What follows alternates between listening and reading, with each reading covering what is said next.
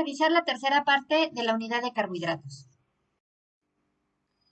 Estábamos hablando en el video anterior acerca de los polisacáridos y hoy vamos a ver los polisacáridos derivados, que son polímeros de elevada masa molecular que están formados por una condensación acetálica con monosacáridos derivados. Forman un grupo bastante heterogéneo de polímeros y hay que dividirlo en tres clases. El primero se consideran como homopolisacáridos, que como indica su nombre van a ser compuestos de las mismas unidades repetidas. Después tenemos heteropolisacáridos que van a tener combinaciones con otros compuestos. Y por último tenemos heteropolisacáridos, pero que presentan una peculiaridad de estar ramificados y que se presentan como una estructura compleja. En cuanto al hemopolisacárido más común o reconocido es la quitina, lo van a ver bastante mencionado en los libros, y se define como un polisacárido estructural propio del exoesqueleto de los artrópodos, también puede estar presente, por ejemplo, en crustáceos, insectos, etcétera, y de las paredes de algunos hongos. Está formado por unas 120 unidades de las repeticiones N-acetilglucosamina y los enlaces que forma son beta 1 a 4. Es un polisacárido que genera una estructura fibrosa muy similar a la que se obtiene en la celulosa. Lo que se muestra en la imagen, en la parte derecha de la diapositiva, vemos esa imagen amplificada, vamos a decir como si tuviéramos un microscopio y lo acercáramos, de esas capas de polímeros que van acomodados en diferentes direcciones, pero en forma de placas. Recuerden que los enlaces beta 1 a 4 generan linearidad en esos homopolisacáridos. Y bueno, las unidades que se repiten entre estos son, por ejemplo, la quitobiosa. Un heteropolisacárido, en el caso de los glucosaminoglicanos o los mucopolisacáridos, en cuestión de estos se definen como polímeros de unidades repetidas de algunos disacáridos, en los que uno de estos azúcares es la N-acetilgalactosamina o también puede estar presente la N-acetilglucosamina. Todos son del tipo ácido porque presentan grupos fosfatos o carboxilatos y eso les va a dar una característica bioquímica muy importante. Sus funciones prácticamente son estructurales y no estructurales y forman complejos también con proteoglucanos. Un ejemplo muy importante en la biología y en especial en la medicina o en la biomedicina es el condroitin sulfato A. Este está formado por unos 40-60 residuos del ácido glucónico y N-acetilgalactosamina 4-fosfato. Acuérdense que les comentamos que iban a tener combinaciones con unos grupos fosfato. Presenta la configuración de tipo pequeñita y la presencia del sulfato va a tener como consecuencia aumentar la densidad de las cargas negativas que tiene este compuesto y su bajo peso molecular va a permitir que no tenga una disminución en la difusión de las macromoléculas. Es muy abundante en el tejido cartilaginoso principalmente y se le asocia que es el responsable de brindarle la elasticidad y la resistencia a la comprensión y también a la tracción en este tejido, que es muy importante para nuestro movimiento locomotor. También está presente en los huesos y en las válvulas del corazón, claro, en menores concentraciones, en especial en las válvulas. Después tenemos al condroitin sulfato beta, que es muy similar al anterior, solo que este va a estar formado por el ácido glucurónico y la N-acetilgalactosamina, pero en este caso tiene 6 sulfato. Se encuentra asociado al anterior, al condroitin sulfato A. Y en lo que se muestra en la imagen tenemos la estructura bioquímica que tiene este condroitin sulfato en el ácido glucurónico y la N-acetilgalactosamina con, acuérdense, está 6 sulfato, ¿sí? Aquí marcado con este cuadro. Después tenemos el dermatansulfato, que también lo pueden encontrar en algunas literaturas como condroitin sulfato C. Y a diferencia de los anteriores, este va a estar formado por el ácido L-hidurónico y la N-acetilgalactosamina 6-sulfato. Está presente en la piel, en los vasos sanguíneos y también en concentraciones menores, pero presente en las válvulas del corazón. Y nuevamente les muestro en la parte inferior de la diapositiva la estructura bioquímica de este dermatansulfato, el ácido que está aquí L-hidurónico con la N-acetilgalactosamina 6-sulfato. Después les quiero platicar acerca del queratansulfato, que este es un disacárido bastante básico y que está compuesto por repeticiones de D-galactosa y N-acetilglucosamina 6-sulfato. Puede contener proporciones variables de algunos otros monosacáridos, en especial en la parte de la D-galactosa, que puede ser reemplazada ya sea por una fucosa, una manosa, también en ocasiones por un ácido siálico o por la propia galactosamina sin la parte N-acetil. Suele estar presente en tejidos avasculares principalmente y es de difícil oxigenación y en lugares típicos como la córnea o en los discos intervertebrales, perdón. Y bueno, les muestro aquí nuevamente su estructura bioquímica. Después tenemos al heparán sulfato que consta del ácido D-glucurónico o LD o también L-hidurónico y la N-acetilglucosamina. Puede estar sulfatado en diversas proporciones. En el ejemplo está sulfatado en el carbono 6. Hemos llegado a la parte de la heparina, que esta es bastante similar al heparán sulfato, pero tiene un bastante mayor peso molecular y tiene un mayor grado de sulfatación. Destaca por sus propiedades que son anticoagulantes y la mayoría de los residuos GLSN están N-sulfatados. La GLCN tiene un éster en el sulfato, por ejemplo, del carbono 6. Acuérdense que habíamos visto en los videos anteriores estas abreviaciones, así que les pido que las vuelvan a repasar para que se familiaricen con ellas. Y bueno, aquí está la parte de la heparina en la imagen esquemática y como se muestra en la propia estructura bioquímica, tiene varias presencias de esos sulfatos. Hemos llegado al ácido hialurónico, que está formado por ácido glucurónico y el N-acetilglucosamina beta 1 a 3. Es el glicosaminoglicano de mayor peso molecular, de hasta cerca de 2 por 10 a la 17 Daltons. Se encuentra en abundancia en el humor vítreo del ojo, en el líquido sinovial de las articulaciones y en la matriz extracelular de los tejidos que vienen de origen mesodérmico. No se encuentra sulfatado a diferencia de los anteriores y tampoco está unido a proteínas. La abundancia también tiene de cargas negativas, va a determinar que esté extraordinariamente hidratado, va a poder generar esta relación muy directa con moléculas del agua. Por lo tanto, se le asocia o se le determina como una esponja molecular. La presencia del ácido hialurónico en la matriz extracelular va a impedir o dificultar la difusión de las macromoléculas a través de él. Y de esta manera se comporta como una verdadera y eficaz barrera contra la difusión de macromoléculas. Aquí se muestra la estructura bioquímica del ácido hialurónico, de este polímero lineal, que está repetida por estas unidades disacáridas entre el ácido D-glucurónico más N-acetilglucosamina. Y, perdón, antes de cambiar a la diapositiva, hago otra vez mención que de los anteriores es el que presenta o no tiene, más bien presente grupos fosfato. Esta tabla es muy importante que me gustaría que se familiaricen con ella y lo que pretende hacer es resumir lo que se vio en las diapositivas anteriores, haciendo hincapié en la información más relevante de cada de estos tipos de estos heteropolisacáridos. En la primera columna está presentado el nombre, el tipo del polisacárido, el ácido hialurónico, condroitil 4-sulfato, condroitil 6-sulfato, dermatansulfato. Después vienen los dos monosacáridos que están presentes en ese disacárido para las repeticiones, para la formación de estos polisacáridos, y después vienen las veces que se repite estos disacáridos. Por último, viene la localización principal en donde se encuentran distribuidos estos. En esta otra imagen también se muestra para el queratansulfato, el heparansulfato y la heparina. Entonces les pediría que los revisen y chequen muy bien qué monosacárido se considera A, qué monosacárido se considera B y cuántas repeticiones tiene de este disacárido para los polisacáridos.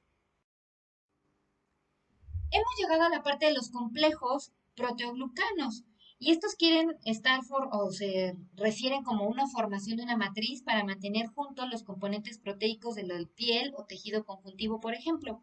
Proteínas que poseen glucosaminoglicanos unidos en forma covalente entre sí se han identificado alrededor de 30. Entre esos ejemplos está el sindecano, el betaglucano y la fibromolina. Las proteínas que se unen en forma covalente a estos glucosaminoglicanos se les llaman proteínas centrales. En los proteoglucanos, estos hidratos de carbono van a comprender hasta el 95 peso total de la molécula, imagínense.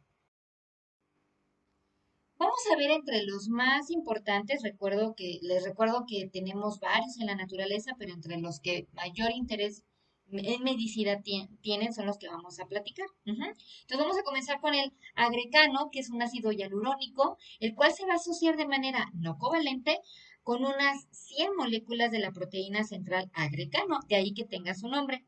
Cada agrecano tiene unidas covalentemente muchas moléculas de queratán sulfato y de condroitin sulfato. De manera que entonces para el agrecano tenemos la combinación de ácido hialurónico, queratán sulfato, condroitin sulfato y la presencia de esta proteína central agrecano.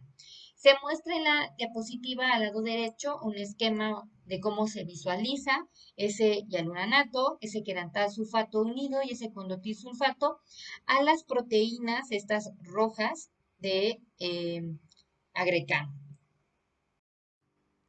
Después tenemos el sindetecano, que esto va a ser un protoglucano presente en la membrana plasmática y tiene unidos de forma covalente 3 cadenas de condroitin sulfato y 2 de heparan sulfato. Como se muestra en la imagen que tienen a la izquierda de la diapositiva, tenemos esa proteína que es transmembranal, ubicado en la membrana plasmática, y que la sección que va a estar orientada hacia la cara externa de la célula va a tener la presencia de este condroitin sulfato unido, como lo mencionó la diapositiva, covalentemente, y también de este heparan sulfato. Por cada uno de estos sindetecanos va a haber 3 heparan sulfatos y 2 condroitin sulfatos. Hemos llegado ahora a las glucoproteínas, que son más de la mitad de todas las proteínas eucariotas y tienen cadenas de oligosacáridos o polisacáridos unidas a ellas en manera covalente. Presentan funciones muy diversas y es importante recalcar que pueden ser glucoproteínas con enlaces N y enlaces O. Vamos a comenzar con esas glucoproteínas con enlaces N. Los glucanos, con enlace N-glucosídico se unen generalmente de la N-acetilglucosamina y en menor grado están presentes en la N-acetilgalactosamina. Se dan en el grupo amino de la cadena lateral del residuo de la asparagina. Después, en caso de los glucanos con enlace O, glucosídicos se unen entre la N-acetilgalactosamina a un grupo OH de la cadena lateral de los aminoácidos, por ejemplo, de la serina o de la treonina. Aquí lo que se muestra en la imagen es lo que se vio en la diapositiva anterior. Tenemos ese enlace N-glucosídico entre la N-acetilglucosamina y esa sección de la asparagina y su cadena proteica. Acuérdense que es en este residuo. Y para el caso del enlace O-glucosídico tenemos a la N-acetilgalactosamina y en el ejemplo que se está indicando en la diapositiva se da en el residuo de la treonina. Aquí y aquí. Existe una verdadera gran variedad y con frecuencia presentan una estructura bastante ramificada y compleja. Su función es el marcaje intracelular para su transporte a los diferentes organelos o si es necesario para que sean secretadas estas proteínas. Cuando hablamos del enlace O-glucosídico, existe una gran variedad también y sus funciones van a ser muy diversas. En algunos peces, por ejemplo, en el Antártido, imagínense que estos animales tienen que tolerar temperaturas muy, muy bajas y pues naturalmente el agua va a tender a cristalizarse, a congelarse.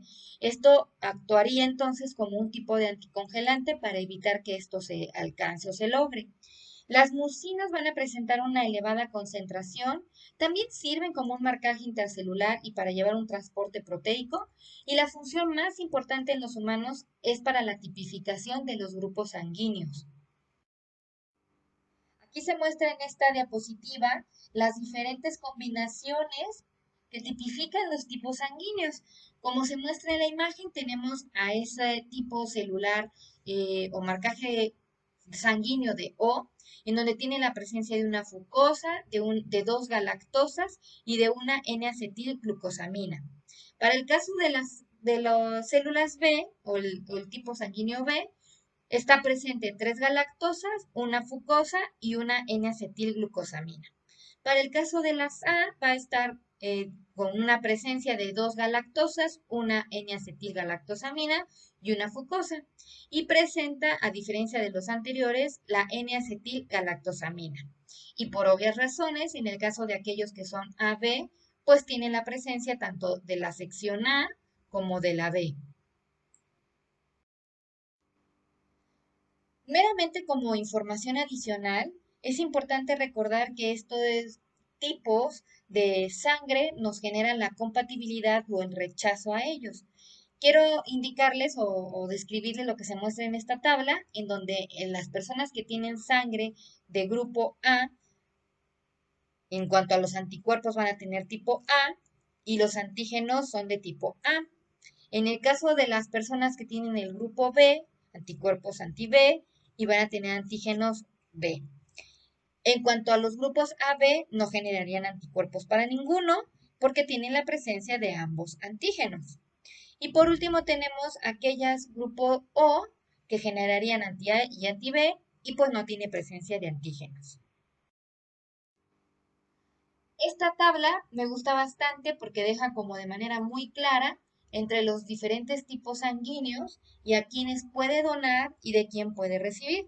De aquí que sea tan interesante que se menciona como a la sangre AB positiva como la receptora universal, como le indica la diapositiva, cualquier otro tipo de sangre le puede donar. A diferencia, por ejemplo, de la O negativa, que solamente puede recibir sangre de O negativos, pero a esta se le conoce como el donador universal porque a todos le puede donar. En esta diapositiva platicamos acerca de los glucolípidos. Estos oligosacáridos se unen a los lípidos mediante enlaces O glucosídicos con un grupo OH de este propio lípido. Entre las funciones que llevan a cabo los oligosacáridos unidos a lípidos o a proteínas de la superficie celular, caben destacar como función estructural. En cuanto a la presencia del oligosacárido, puede participar en el proceso de plegamiento correcto de moléculas. Además, confiere mayor estabilidad a las proteínas de membrana, ya que al ser muy polares van a facilitar con su interacción en el medio. Aquí se muestran diferentes ejemplos de cómo estos compuestos pueden servir como reconocimiento membranal de las células para que puedan tener interacción, por ejemplo, con receptores víricos, bacterianos o hasta para marcaje celular como los linfocitos, y estos reconocimientos se puedan interpretar de la identidad de esas células. En esta imagen lo que estamos viendo es cómo se identifican o se reconocen de manera muy, vamos a decir, controlada estas proteínas a partir del aparato de Golgi, que es lo que tenemos en nuestra imagen en la parte superior. Esta sección es el aparato de Golgi, donde se están plegando esas proteínas correctamente y se están marcando. Ese marcaje les va a dar esa dirección, ubicación y movilización a diferentes funciones o diferentes puntos. Aquellos que tengan esta flechita azul se van a mandar de regreso hacia el retículo endoplasmático rugoso. Aquellas que tengan esta sección moradita tienen unos receptores que les van a ocasionar que se genere una vesícula.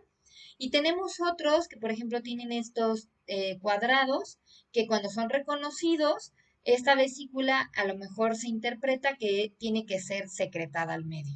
Entonces, lo que pretende demostrar la imagen es cómo esta combinación les permite un marcaje proteico para desplazarlas o movilizarlas a sus diferentes destinos dentro de la célula. Después llegamos a los polímeros ramificados de estructura muy compleja y prácticamente forman parte de la pared celular de las eubacterias. Según la estructura de la pared bacteriana, estas eubacterias se clasifican tanto en gram positivas y en gram negativas en función de que den positivo o no a un procedimiento de tinción que fue desarrollado por el científico Gram, de ahí que venga su nombre. Entonces, lo que se muestra en la parte inferior de la diapositiva es que tenemos el tipo de bacteria identificado como gram positivo y su composición se debe a que tiene peptidoglicanos y ácidos tectóicos. Y en el caso de aquellas que son gram negativas, tiene presencia también del peptidoglicano, pero es reemplazado el ácido tectoico por un lipopolisacárido. Y en la parte inferior de la imagen tenemos los aspectos que se ven como dan ese color gram positivo morado y ese gram positivo más rojizo. Los peptidoglicanos mejor estudiados son los que aparecen en estas gram positivas. Su estructura es de suma trama de estructuras polisacáridas que están de manera paralela, constituidas por residuos alternativos tanto de la N-acetilglucosamina y en especial del N-acetilmurámico. Estas cadenas están muy unidas covalentemente y forman un tetrapéptido que la composición puede ir variable, puede ser heterogénea, pero que se caracteriza por poseer aminoácidos D, que eso es importante, D. Los distintos tetrapépticos van a estar unidos entre sí a través de puentes de pentaglicinas para formar un pentapéptido formado por 5 glicinas, dando lugar a esto a una estructura bastante rígida de manera unida covalentemente en forma de jaula que va a rodear completamente esa célula. Y esto hace que el peptidoglicano sea una de las mayores moléculas con un peso enorme y muy resistentes. Aquí lo que se muestra en la imagen en la parte izquierda de la diapositiva es cómo se da esa estructuración de este compuesto, cómo se dan esos puentes de pentaglicina. Quiero que sean muy detallistas en esta sección. Gli, gli, gli, gli, gli. Y es lo que va generando esa ramificación. La acción de los antibióticos, como por ejemplo la penicilina o en el caso de la cefalosporina, se basa en el hecho de que van a impedir que se sintetice este peptidoglicano, de manera que va a debilitar la pared bacteriana y se hacerla susceptible a porosidades y que termine por lisarse. Aquí se muestra otra vez esta imagen de un Staphylococcus aureus que se toma una ampliación de esa pared, de esas estructuras y cómo se muestra estos pentaglicinas para unir a estos residuos propiamente proteicos entre la N-acetilmurámico y la N-acetilglucosamina y las proteínas adyacentes. En cuanto a los ácidos teicoicos, junto a los peptidoglicanos, forman parte de la pared de las bacterias, en especial gram positivas, son polímeros de N-acetilglucosamina con una presencia de un polialcohol y un grupo fosfato. Este polialcohol puede ser un glicerol o un ribitol, por ejemplo, y se unen mediante enlaces éster con ese ácido fosfórico, lo cual va a generar una cadena lineal. Los hidróxidos libres que quedan de este polialcohol se unen covalentemente a monosacáridos simples o derivados, o también pueden ser aminoácidos D. Otra vez hago esta indicación de que son D aminoácidos. Los ácidos teicoicos se unen covalentemente al ácido murámico y pueden así entonces conectar diferentes capas. En cuanto a los lipopolisacáridos, LPS, junto con los peptidoglicanos, forman parte de la pared bacteriana, pero en este caso de las gram negativas.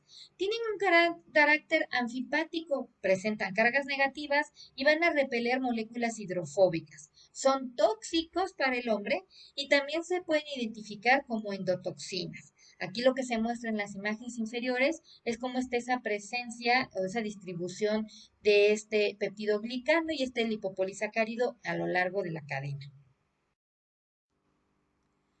En cuanto a las propiedades fisicoquímicas que tenemos de los carbohidratos, es importante mencionar que esta presencia de carbonos asimétricos que vimos muy importante en los videos anteriores, les va a conferir una propiedad bastante importante de cómo desvían el plano de la luz polarizada. Se dice que estos compuestos van a ser descritos como ópticamente activos. Esta actividad óptica se mide mediante el instrumento polirímetro.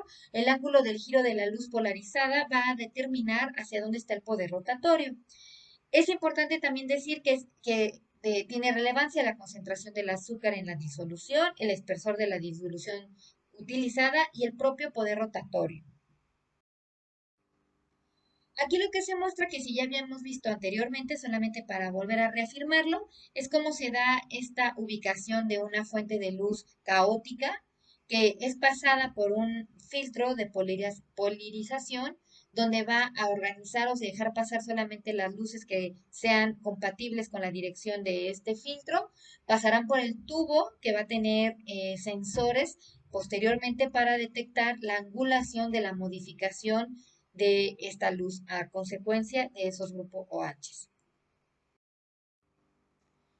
En cuanto a sus funciones, de manera muy resumida, podríamos decir que entonces los carbohidratos sirven como almacenes de energía, pueden servir de manera estructural, como metabolitos intermediarios, almacén de información genética, reconocimiento celular, marcaje proteico intracelular, ayudan al plegamiento proteico correcto y a su distribución y señalización para que se ubiquen correctamente a donde tienen que ir a hacer su función, aumentan la solubilidad de proteínas y esto pues se ve reflejado en una función de detoxificación.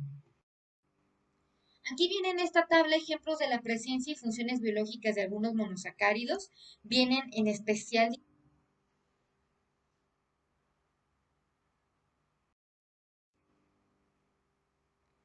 En lo que se muestra en la siguiente tabla es la presencia y funciones bioquímicas de algunos disacáridos representativos. Aquí, a diferencia de la tabla que expliqué anteriormente, esta está haciendo referencia a los disacáridos. Tenemos en especial a la sacarosa, la cual va a ser un producto final de la fotosíntesis y que puede ser usado como fuente de energía. La lactosa, que viene como una fuente importante de energía en animales, en especialmente presente en la leche. La alfa-alfa-trealosa, que está presente en el azúcar circulatorio de insectos y que se puede utilizar para obtener energía. La maltosa, que está como dímero del almidón y polímeros de glucógeno. La celobiosa como plantas y dímero del polímero de la celulosa. Y la gentobiosa, que está como un componente glucósido de vegetales y algunos polisacáridos. En cuanto a polisacáridos, tenemos al almidón, que tuvo almacenamiento de energía en vegetales, al glucógeno como almacenamiento de energía en células animales, los dextranos como almacenamiento de energía en bacterias, la celulosa como un componente de la pared celular de los vegetales, y la quitina, el cual es un polisacárido estructural de exoesqueletos de algunos artróforos, y recuerden que de algunas células fúngicas. En esta tabla me gusta también bastante y les pediría que nuevamente sean bastante detallados en ella. Hace otra vez un resumen acerca de estos heteropolisacáridos, cómo están constituidos por esas repeticiones de disacáridos y qué monosacáridos los representan y en dónde se presenta principalmente. No me detallaré mucho nuevamente en repetirla, pero sí les pediría que la revisen y se familiaricen tanto con los monosacáridos escritos en su nombre completo como con los monosacáridos escritos en sus abreviaciones. Aquí se muestra la clasificación de los hidratos de carbono, tanto por la FAO o la Organización Mundial de la Salud, en especial acorde a su digestibilidad y su disponibilidad. Tenemos a los azúcares propiamente divididos como monosacáridos y disacáridos, y de estos hablan sobre los componentes principales como la glucosa, la galactosa y la fructosa, y aquellos que están de disacáridos como la sacarosa, que tiene glucosa más fructosa, la lactosa como glucosa galactosa, la trealosa, que tiene glucosa y glucosa, y la maltosa como glucosa y glucosa. Y aquí se muestra la digestibilidad, en especial mencionan a la lactosa como una digestibilidad intermedia por la misma disminución de la enzima que nos permite digerirlo. Después tenemos a los oligosacáridos como los maltooligosacáridos o los otros oligosacáridos. De igual manera habla sobre sus componentes y sus monómeros presentes y como se notará, en el caso de esta sección no es digerible ninguno de ellos. En cuanto a los polialcoholes, son el mannitol, el sorbitol, el xilitol y el lactitol y pues tienen una digestibilidad también cuestionable. En cuanto a los polisacáridos, tenemos a los almidones, en donde en el caso de la amilosa y la amilopectina es intermedio, casi nulo. En cuanto a los almidones modificados, glucosa y glucosa. Y después tenemos esos oligosacáridos ya de celulosa, hemicelulasa, pectinas y algunos otros hidrocoloides, que la digestibilidad es completamente nula. En esta diapositiva se muestran acorde a los alimentos que aportan fibra y a aquellos alimentos ricos en carbohidratos. Podemos dividirlos en complejos, como viene en esta lista, y en aquellos que son bastante simples y que aquellos que están combinados entre carbohidratos con presencia de fibra.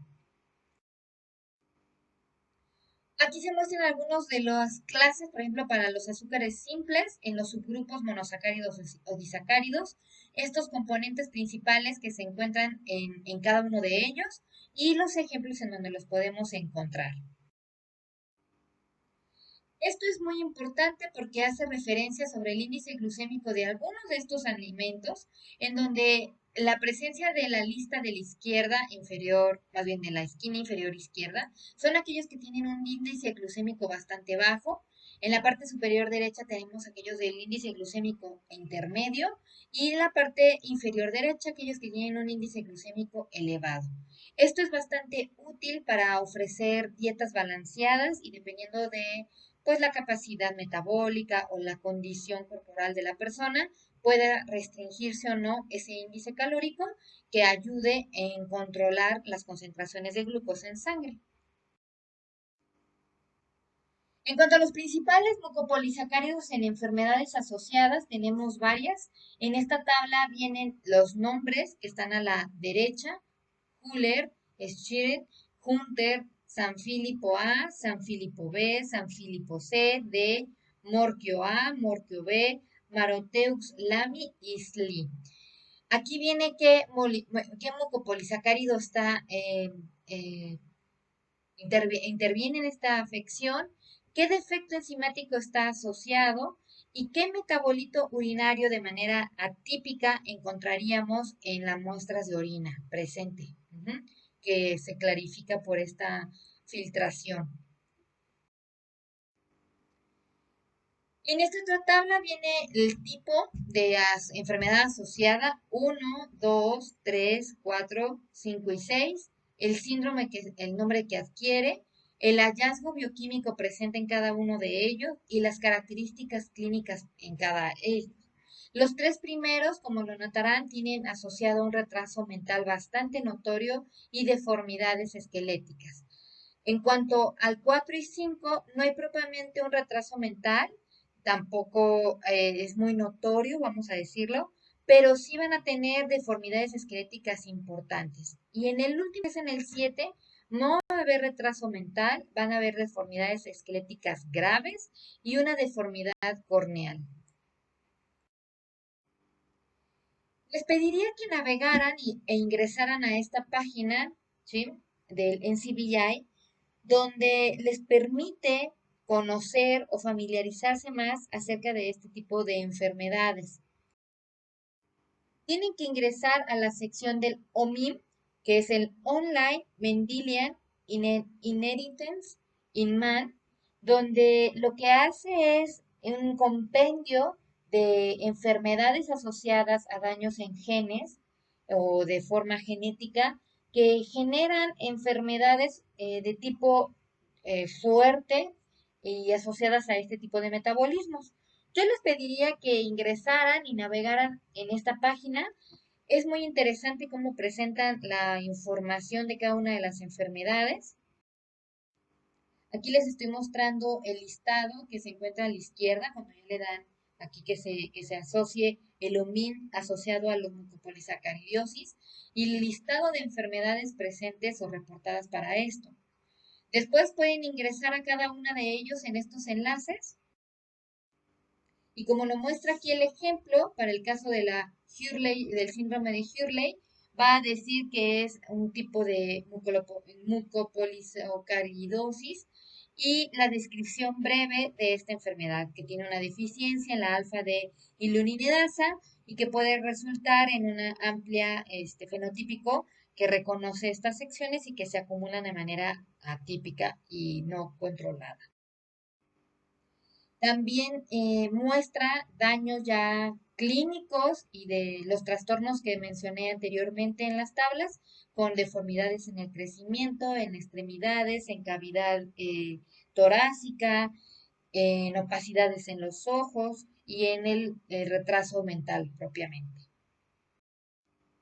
Tenemos otro trastorno de igual manera presente, donde el crecimiento y el desarrollo de ese bebé no fue correcto, ¿no? Por la presencia del síndrome. Hemos llegado a la finalidad de esta unidad. Por favor, revisen bien las tablas. Insisto mucho en que se familiaricen con las abreviaciones de todas estas combinaciones de disacáridos y pues nos mantenemos en contacto. Muchas gracias y saludos.